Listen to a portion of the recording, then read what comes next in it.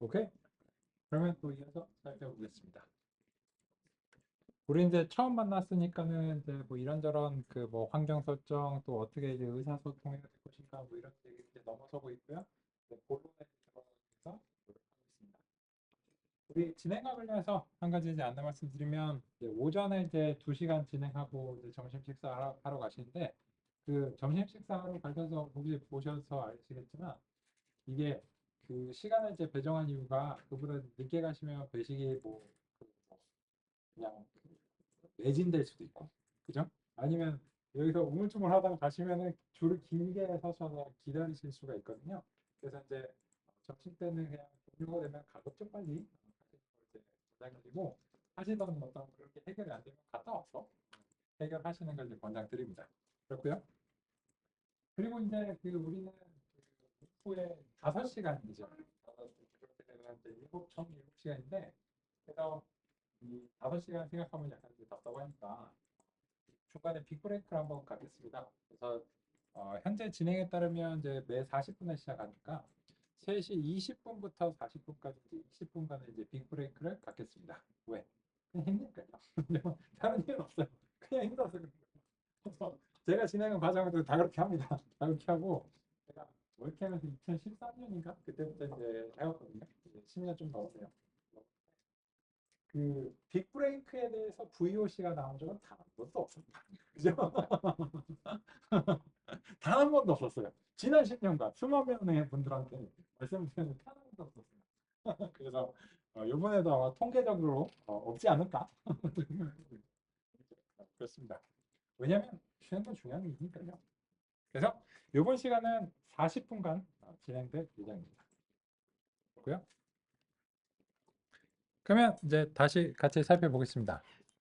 여기서 그 이제 제가 이제 기여를 바꾼다는 게 어떤 점이냐면 만약에 이제 그 여기 오신 분들이 선출직이 이제 이미 이제 있으신 상태예요. 근데 하고 그냥 이게 끝이에요. 더 이상 여기는 이제 필요 없어요. 근데 만약에 하면은 여기가 이제 얘기를 해야 돼요. 그래서 왜냐면 이 기반이 그 실제로 트랜스포머에서도 계속 활용되는 부분이 상당히 있기 때문에 여기서 이제 그 우리가 표기라든지 개념을 잘 정립하고 따라보도록 하겠습니다. 그러면 이제 아까 이제 그 전에 이제 말씀드리려고 하던 게 이제 무엇이냐면 요 부분입니다. 요 부분이 그 모형의 내부에서 우리가 규정하긴 했지만 이 부분이 이제 전처리 이제 부분입니다. 그래서 이미 사실은 전처리가 이미 되고 있습니다. 우리 모형에 이제 훈련할 때 모형을 통과하면서 우리가 규정한 전처리를 통과하고 그리고 나서 이제 그 멀티레이어 퍼셉트론 부분에 제공이 이제 되는데 이 부분이 멀티레이어 퍼셉트론 부분입니다. 그래서 이제 그런 구성인데 그러면 이제 위에 있는 코드는 왜 하냐라고 하면 실제로 이제 데이터가 어떻게 변환되는지 만져보기 위해서 수행하는 것이고 현재 모형에 필요하진 않습니다. 왜냐하면 이제 이미 이제 그게 되고 있기 때문에 그렇고요. 그리고서 이제 그 다음으로 이제 보시면 이제 여기에 대해서 이 X 트레인에 대해서 이 X 트레인을 이제 28 곱하기 28로 이렇게 이제 수행하는 과정이 이제 플래튼에 대응합니다. 그러면 이제 여기에 대해서 이제 그 확인을 해보시면 이 프린트문에서 트레인 이미지의 쉐입이 X 트레인제로 어떻게 이제 바뀌었고 또 이제 최종적으로 이제 D 타입이 어떻게 바뀌었나 라고 하는 부분을 효과적으로 이제 확인해 보겠습니다. 그러면 역시나 이제 추가적으로 다음과 같이 제시가 되었습니다. 근데 이제 이런 내용과 관련해서는 이제 그 그냥 신경망과 딥러닝의 기본 사항이 되죠. 아직은 이런 내용들은 그뭐 심화적인 내용이라고도 할 수 없습니다. 그냥 딥러닝의 튜토리얼 문서 등에서 이제 보실 수 있는 이제 그런 내용들이기 때문에 익숙한 분들은 아우 뭐 저런 거를 뭐 그렇게 하나 이제 생각하실 수도 있습니다.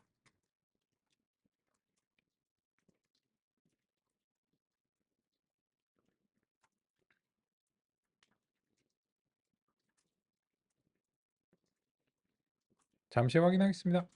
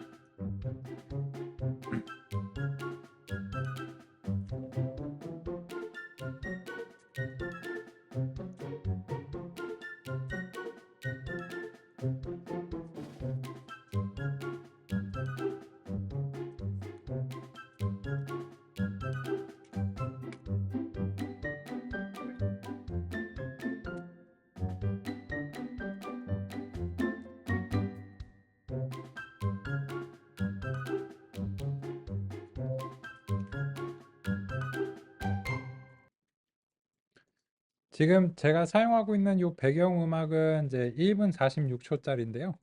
이제 요거를 이제 트는 이유는 심심하기도 하고, 또 두 번째로는 그 제 페이스 조절을 위해서 이제 하고 있습니다. 그래서 이제 그 요 음악을 딱 틀면 오케이 1분 50초 딱 이제 기다릴 수 있다 이렇게 하고요. 안 그러면은 제가 불안해서 막 진행을 해버리거든요. 그러면은 이제 야 기다려 막 아직 입력을 한번 했다 뭐 이러시는 경우가 많기 때문에 그래서 저 음악을 딱 틀고 이제 기다리면 1분 50초라고 하는 것을 이제 알고 있기 때문입니다. 그래서 이제 그 정도 시간이면 이런 것들을 이제 입력하시고 이제 살펴보실 만한 이제 시간이다라고 이제 생각해서요. 나온 것 같고요. 같이 이제 확인해 보겠습니다. 이 리쉐입을 통해서 각각의 이제 그 표본들의 형상이 그 2차원의 이제 형식을 이제 가지고 있다가, 그죠? 요게 이제 그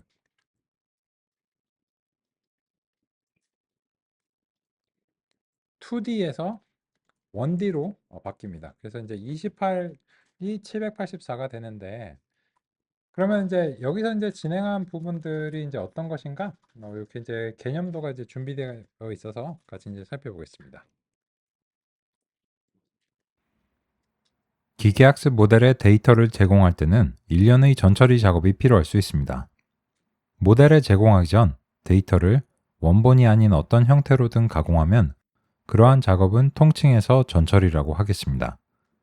전처리 과정은 한 단계 이상일 수 있습니다. 현재 우리가 구성하고자 하는 신경망 모델은 1차원 형상의 특징 벡터를 입력으로 기대하고 있습니다. 그런데 데이터셋의 각 표본은 28x28x1의 3차원 형상의 텐서입니다. 모델의 입력이 되기 위해서는 먼저 형상 조정이 필요합니다. 각 픽셀 행을 일렬로 나열하면 벡터로 구성할 수 있습니다. 일렬로 나열하면 28x28, 즉 784개의 픽셀입니다. 그래서 1차원으로 형상을 조정했을 때 신경망 모델의 입력은 784로 설정해야 합니다. 입력 데이터의 각 표본의 형상을 1차원으로 조절해야 하지만 입력 데이터 전체를 1차원으로 만드는 것은 아님을 유의합니다. 즉 입력 데이터의 원래 형상이 6만 바이 28 바이 28 바이 1 4차원 텐서라면 조정된 형상은 6만 바이 784의 2차원 텐서가 되어야 합니다. 각 표본의 형상만 1차원으로 조정하는 것입니다. 각 표본의 형상을 1차원으로 조정했다면 모델의 입력이 될 수 있습니다. 그래서 형상 조정은 현재로서는 필수적인 과정입니다. 필수적인 형상 조정 이외에도 선택적이지만 권장되는 전처리 작업도 있습니다. 퍼셉트론 기반의 모델들은 대체로 입력 벡터의 크기가 작은 것이 바람직합니다. 신경망 역시 퍼셉트론 기반 모델이라고 할 수 있습니다.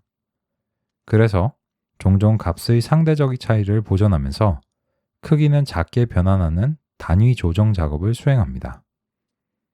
원래 데이터는 각 픽셀 값이 0부터 255 범위입니다.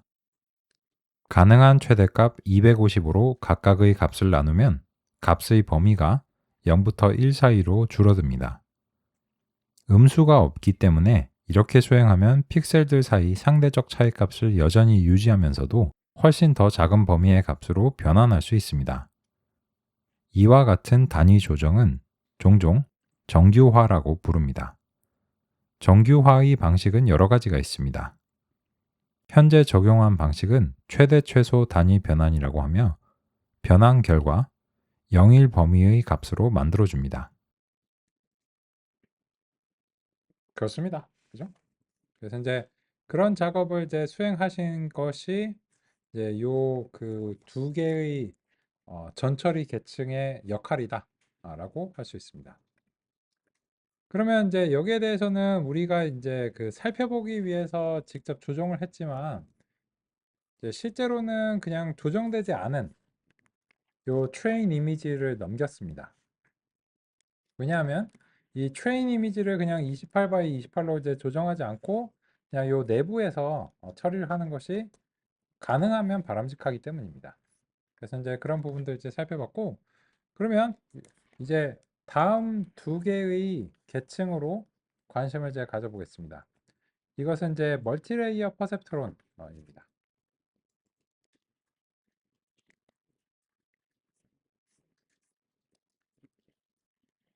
신경망의 이제 가장 기본적인 구성이죠.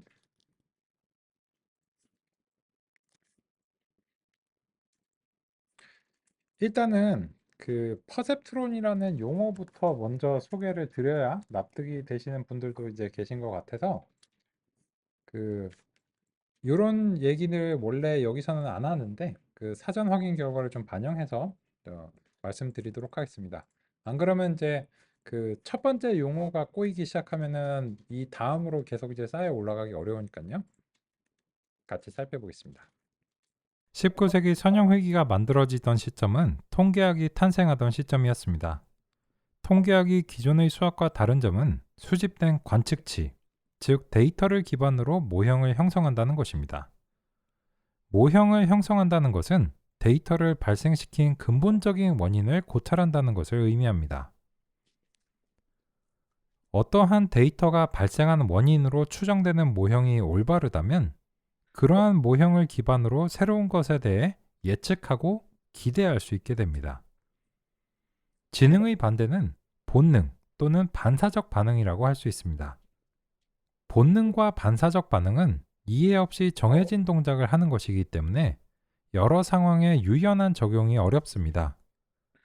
지능은 개별 관측치에 반응할 뿐만 아니라 그러한 관측치를 지배하는 원인이 무엇인지에 대해 통찰할 수 있는 능력입니다. 사과가 떨어지면 사과가 떨어졌다는 것을 관찰하는 것에 그치는 것이 아니라 어째서 사과는 나무에서 떨어지는지 모형을 형성하고 그러한 모형이 다른 경우에도 설명력이 있는지를 확인하는 과정은 지능적입니다. 이러한 모형을 형성할 수 있는 존재는 두뇌를 가진 동물들입니다. 개나 고양이도 중력과 가속도를 이해하기 때문에 사냥을 위해 적절한 속도를 가늠하거나 뛰어오르거나 내리는 것이 가능한지 판단할 수 있습니다. 이러한 판단을 하고 그러한 판단이 효과적이라면 개나 고양이의 머릿속에는 중력과 가속도의 물리법칙 모형이 있다고 할 수 있습니다. 인간은 물론이고 개나 고양이 같은 동물도 머릿속에 생존에 필수적인 물리법칙 모형이 있고 그러한 모형을 활용해 주변 사물의 다음 상태를 예측하고 기대합니다. 그러한 모형을 형성하는 기관은 두뇌입니다.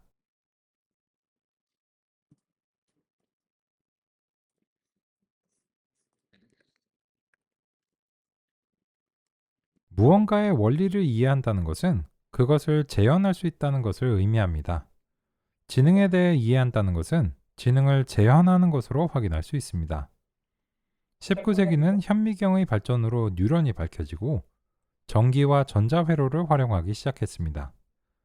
이러한 지식을 조합한다면 지능의 근거인 두뇌를 재현할 수 있을 것이라 생각하는 것이 자연스러운 수순입니다. 그래서 20세기 초에는 전자두뇌를 만들고자 했습니다. 애초에 컴퓨터를 만든 이유 자체가 사실은 전자두뇌를 만들기 위한 것이라고도 할 수 있습니다. 혹시 이 영화 보셨나요? 그 영국에서 만든 이미테이션 게임이라는 영화인데 그 가끔 이제 넷플릭스에서 그 종종 재방송 꽤 많이 합니다. 여기 이제 앨런 튜링이라는 분이 그 1930년대와 40년대를 거쳐서 컴퓨터의 이제 개념을 이제 만드셨잖아요. 그때 이제 그 영화에서는 독일의 그 나치의 그 이니그마 암호를 해독하기 위해서 이제 컴퓨터를 만들어야 된다. 이런 이제 극화된 설정으로 이제 제시를 했고 어느 정도 이제 사실입니다. 근데 이 얘기를 왜 하는 거냐라고 하면 이제 그런 이제 논의를 바탕으로 해서 첫 번째로 이제 두뇌를 모방하기 위해서 이제 1940년대 이제 인공 뉴런이 이제 만들어졌다는 겁니다.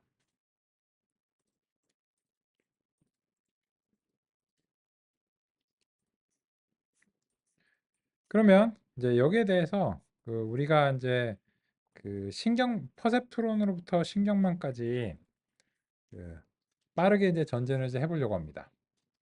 그래서 우리의 목표는 이 오늘의 목표는 이제 어떻게 설정해야 되는가라고 이제 생각하면 다음과 같이 이제 설정되어야 된다고 이제 생각합니다.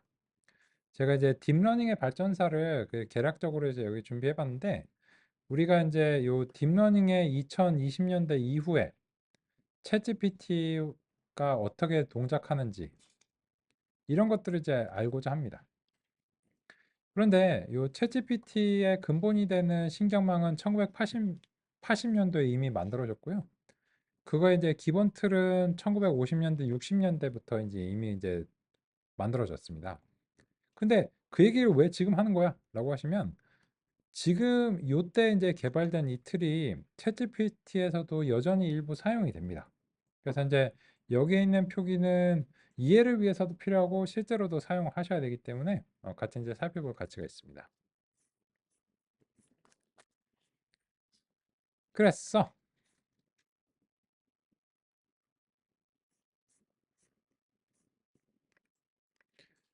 이 요번 시간에는 간단하게 그 이 MCP 뉴런과 퍼셉트론에 대해서 이제 소개해드리고 이제 구현을 이제 해보겠습니다.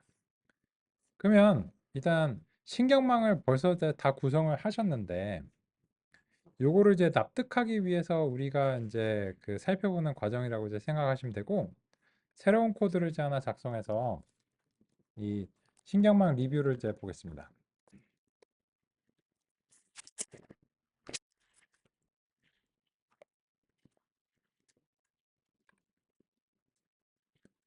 그러면 이제 그 신경망 리뷰는 다음과 같이 제시해 드리고자 합니다. 퍼셉트론 1950년대죠. 그리고 1980년대 신경망입니다.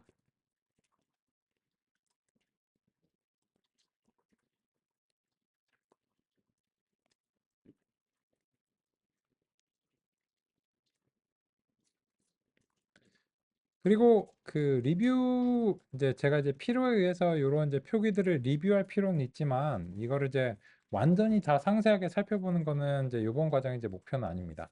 그래서 이제 표기를 이제 그 서로 납득하기 위해서 이제 보신다고 이제 보시면 되고 그러면 이제 여기에 대해서 우리 그 요 1943년 MCP 뉴런이라고 하는 것을 같이 한번 이제 살펴보고 구현을 해보려고 합니다.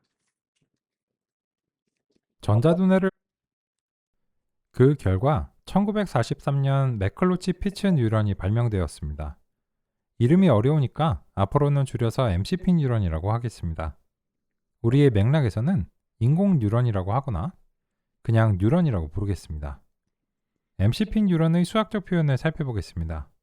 입력은 X라고 표기하겠습니다.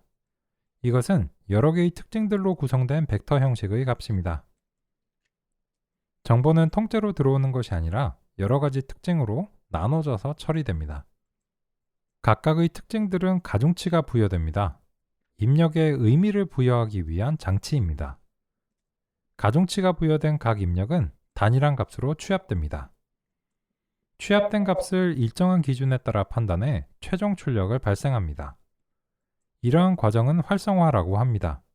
최종 출력은 1 또는 -1의 값입니다.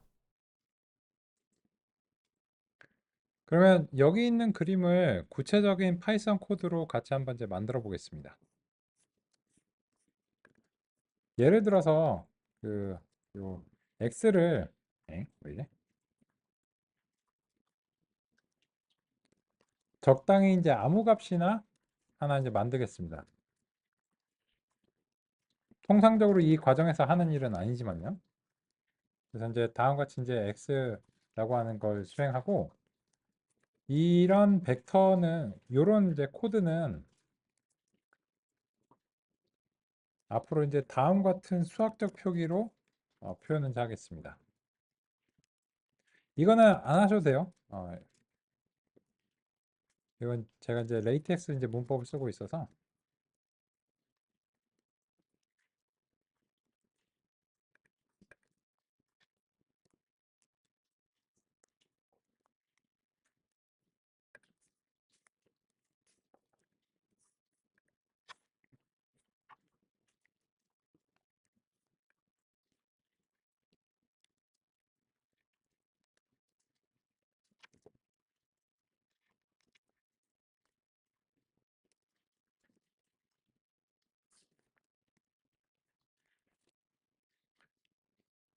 이제 그 앞으로 제가 이제 요런 표기를 이제 종종 할 텐데 그거는 이제 논의를 위해서 이제 이런 표기들을 이제 좀 정립을 하려고 합니다.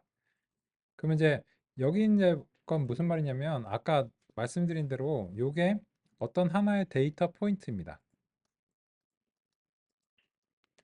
그리고 이제 그 각각의 데이터 포인트들은 임의의 n개의 특성이 이제 있을 수 있는데 이 특성이 이제 무엇인지에 대해서도 이제 서로 같이 이제 정립을 이제 하도록 하고요.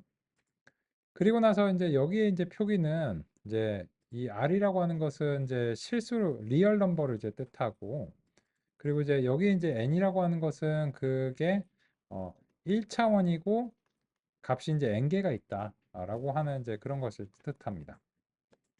그러면 이런 수학적 표기에 대응하는 이제 코드가 이제 다음 같은 코드입니다. 그럼 이제 보시면 여기서 0.1이 x1, 0.2가 x2, 0.2가 x3이니까 이런 것은 실수값이 3개 있다. 이런 식으로 앞으로 이제 표기를 해 나가도록 하겠습니다. 이런 표기가 이제 왜 필요하냐라고 하는 것과 관련해서는 그 앞으로 하실 일에서 우리가 이제 논의를 위해서 이게 필요하기 때문입니다. 왜 그런가 하면 이제 뭐 트랜스포머에 대해서 궁금하셔서 오셨다면서요. 그죠? 근데 문제는 이 트랜스포머를 이제 그 논의하기 위해서 우리가 이제 그 고차원의 신경망 내부의 이제 고차원의 상태를 효과적으로 표현하는 이제 방법들이 이제 필요합니다. 그래서 이제 다음과 같은 이제 표기들을 이제 점차 쌓아 가야지 이게 납득이 이제 되고요. 그래서 이제 그 나중에 이제 만드시는 이제 신경망들은 이제 요런 식이고 요런 식이고 그리고 이제 실질적으로 이제 그 뭐 스케일드 업 프로덕트 어텐션 이제 수행하는데 이런 것들이 이제 왜 그렇게 이제 수행되고 어떤 이제 표기를 왜 저때 저런 표기가 말이 되고 의미가 되는가 이런 것들이 전개가 되어야 될 예정이에요. 근데 이제 그래서 이런 표기들을 납득하시기 위해서는 이제 가장 간단한 형태부터 우리가 표기를 차곡차곡 좀 쌓아 올려가 보겠습니다. 지금 보시면 황당하고 의미가 없지만 이게 점차 쌓아 올려가면은 좀 익숙하시리라 생각합니다. 그래서 이제 그 다시 우리는 이제 돌려서 요 가장 간단한 형태를 이제 살펴봤습니다. 그러면 이제 아까 이제 그림이랑 맞춰보면 이런 거죠. 요 x1부터 xn까지 실수값이 이제 n개가 있는데요. 거기에 대응하는 이제 가중치, 주로 이제 웨이트라고 이제 부르고요. 꼭 정해진 건 아니지만 이 가중치는 1대1로 대응되는 방식입니다.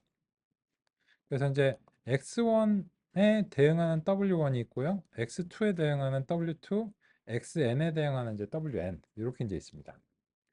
그러면 이제 그런 것들을 이제 만들기 위해서는 이 w가 x의 개수만큼 필요합니다.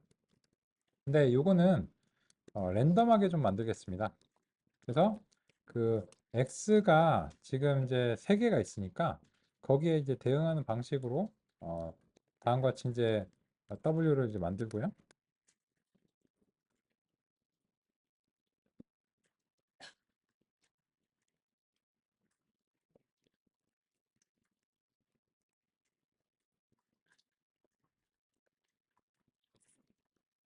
그 값들을 한번 이제 살펴보겠습니다.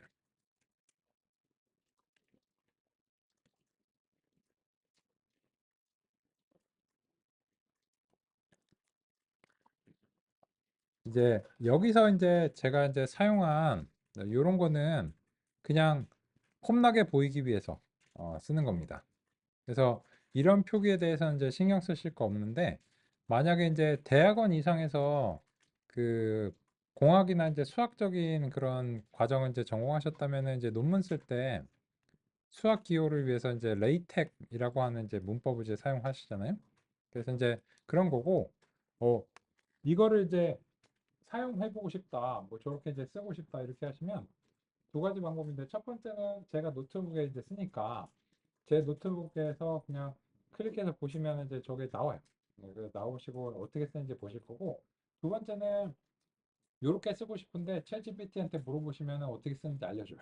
그래서 이제 내가 X1, X2 이렇게 쓰면은 요거를 멋지게 레이텍으로 쓰고 싶어 하면은 써줍니다. 그래서 이제 그걸 복사 붙여넣기 하시면 이제 될 거고. 네? 근데 우리의 주제는 아니기 때문에 여기서 시간을 할애하진 않겠습니다. 다만 이제 이런 표기를 우리가 오늘부터 쌓아 올라가야지 우리가 도달하고자 하는 곳에 도달할 수 있기 때문에 이런 표기를 이제부터 좀 쓰겠습니다.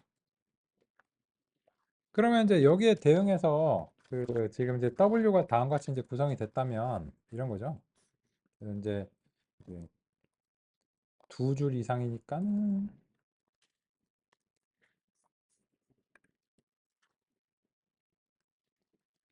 그럼 이제 X1에 이제 대응하는 이제 W가 이제 있는 거죠.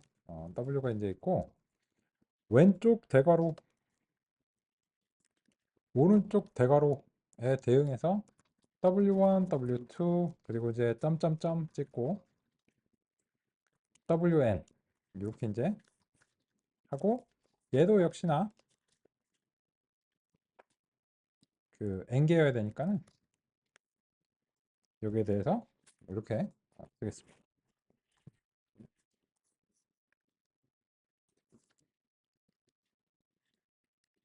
줄바꿈 블럭이 처리가 안 되니까 그냥 각각 따로따로 쓰죠.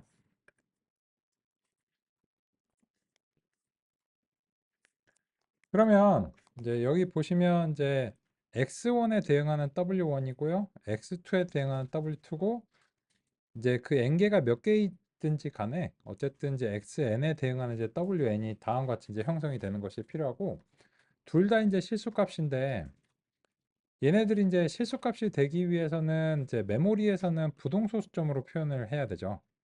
그렇고요. 그래서 이제 요 numpy 어레이에서는 다음 같은 방식으로 부동소수점을 지정하면 d타입이 자동으로 부동소수점이 됩니다. 그리고 이제 여기서 이제 또 보시면 이 W에서 요 랜드 n인데 요게 두 개의 스타일이 있어요. 랜드랑 랜드랑 랜드 n이 있습니다. 이게 이제 보시기 좀 어려운데 요거는 노멀의 약자입니다. 그래서 이제 평균이 0이고 이제 분산이 1인 그런 표준 정규 분포의 형태로 난수를 이제 생성하고 싶은 경우. 그래서 이제 랜드 n을 이제 썼고요. 요 랜드는 유니폼 균일 분포를 영일 범위로 할 때의 편의를 위해서 이제 만든 겁니다. 균등 분포 또는 이제 균일 분포는 이렇게 생겼죠. 이렇게 이제 생겼고 여기서 이제 어떤 임의의 그 값이 이제 발생할 확률은 이제 모두 다 이제 그 균일하죠. 그 영일 범위에서 이제 하나 이제 발생합니다. 그래서 이제 이 W 같은 경우에는 이제 X의 개수에 맞춰야 되는 것이기 때문에 그 X의 이제 개수에 맞춰서 W1과 W2와 W3이 임의적으로 이제 생성이 됐다라고 하는 점입니다. 이걸 이제 왜 하냐라고 하면은 챗 GPT에서 가중치 매개 변수가 GPT가 있는데 요 챗 GPT에서 매개 변수를 제가 이제 세타라고 좀 쓰겠습니다. 요 매개 변수가 뭐 수족에다 뭐 수십족에다 하는 그런 거 있잖아요. 그게 걔가 얘입니다. 이게 이제 지금은 우리는 세 개잖아요, 고작. 근데 챗GPT는 이 매개 변수가 뭐 수족에다 수십족에다 라고 하는 것입니다. 그래서 이제 그 점이 이제 다르지만 근본적으로는 유사한 기술입니다. 그러면 이제 다음으로는 이 두 가지가 이제 어떻게 상호작용하는지를 이제 결정해야 되는데 챗GPT도 이렇게 동작합니다. 근본적으로는 x1하고 w1을 곱하고요. x2하고 w2를 곱하고 xn하고 wn을 이렇게 이제 곱합니다. 근데 이 작업은 몇 가지 이제 스타일로 이제 진행이 가능합니다. 첫 번째는 이제 x랑 그냥 w를 곱하시면 그냥 됩니다. 그죠? 이게 그 numpy라고 하는 라이브러리에 이제 정의된 어레이가 그냥 원소별 산술 연산이 그 기본입니다.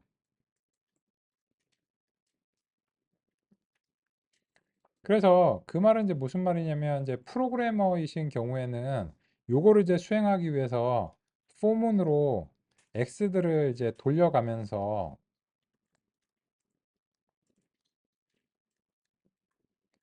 x랑 w로 이렇게 이제 이제 이렇게 획득을 해가지고 xk랑 wk를 곱해 주실 계획이실 수도 있어요.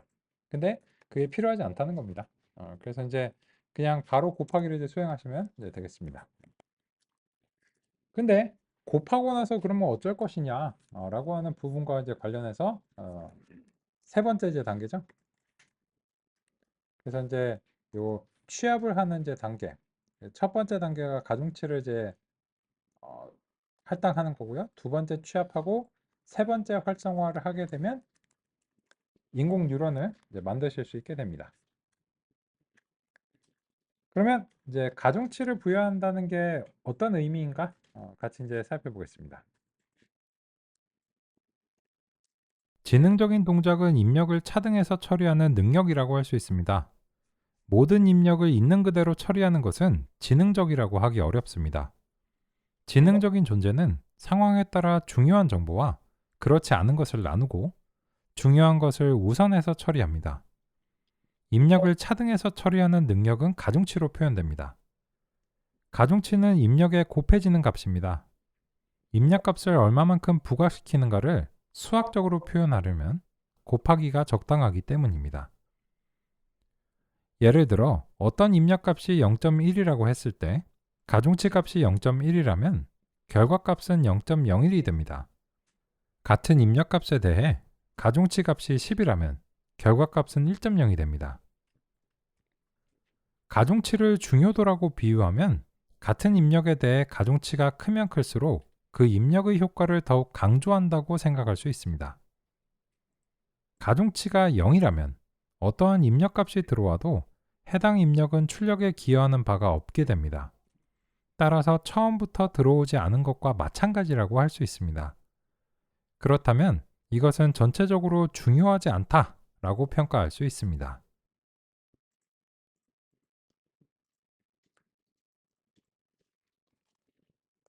요거는 이제 그 간단하게 이제 구현해서 이제 말씀드리면 그 우리가 이제 진행적인 동작을 수행하는 것에 이제 근본적인 어떤 형태가 무엇인가를 이제 통찰하고 싶은데 이런 거죠.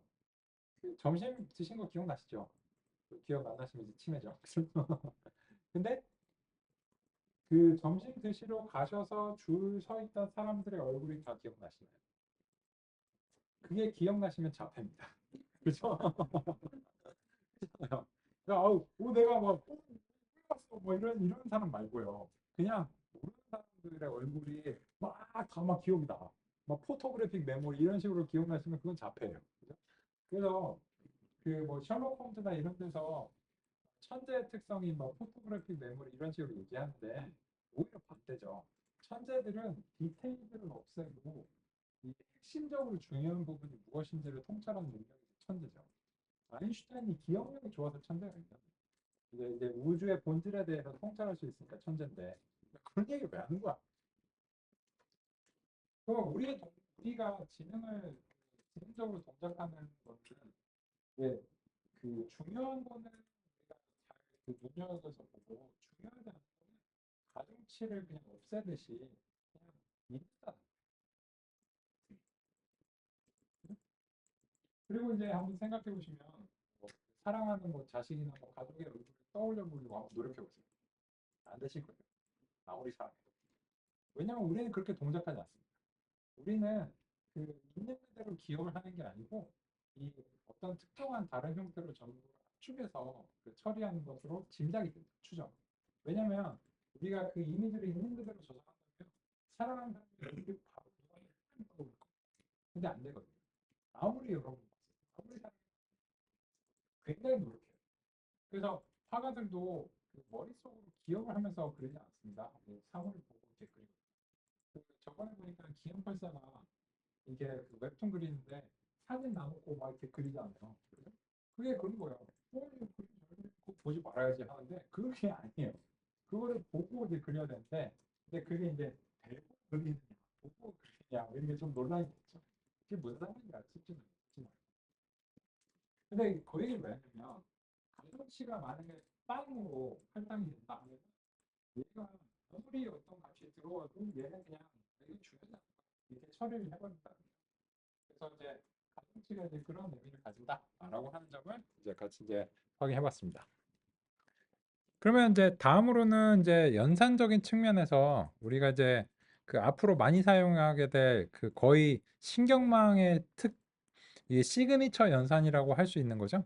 다음 연산은 이제 이번 시간의 마지막 논의로 간단하게 살펴보겠습니다. 뉴런의 입력은 가중치가 부여된 다음 단일한 값으로 합쳐집니다. 취합하는 방법은 간단합니다.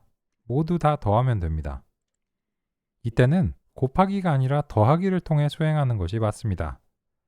만약 곱하기를 사용하면 어느 하나가 0이면 전체 출력이 0이 되기 때문에 문제가 생깁니다. 그 결과를 영문자 Z라고 표기하겠습니다. X는 입력이고 Y는 최종 출력이라서 사용되지 않은 문자 중에서 하나 선택하겠습니다. 그런데 연산의 과정을 살펴보니 이것은 두 벡터의 내적 연산과 같음을 알 수 있습니다. 내적 연산을 수행하기 위해서는 연산 대상 텐서들의 형상이 적절하게 구성되어야 합니다. XW 두 벡터 중 어느 하나의 행과 열을 바꾸는 전치 연산을 수행하면 내적을 수행할 수 있습니다. 가중치 W에 대해 전치 연산을 수행한다고 가정하겠습니다. 1/n과 n/1 형상에 대해 내적이 수행되면 1/1, 즉 스칼라 값이 발생합니다. 이 결과는 이전의 z값과 동일합니다. 둘 중 어떠한 표기도 괜찮지만 내적으로 표현하는 것이 약간 더 간결합니다. 앞으로 우리가 이제 신경망과 관련해서 수행하게 될 연산은 많은 부분 거의 이런 틀을 따르고 있습니다. 그래서 이제 리뷰의 대상이 되어야 되는 게 맞고요. 우리는 안내드린 대로 빅브레이크 20분 갖고 다음 시간 이어서 살펴보겠습니다. 빅브레이크!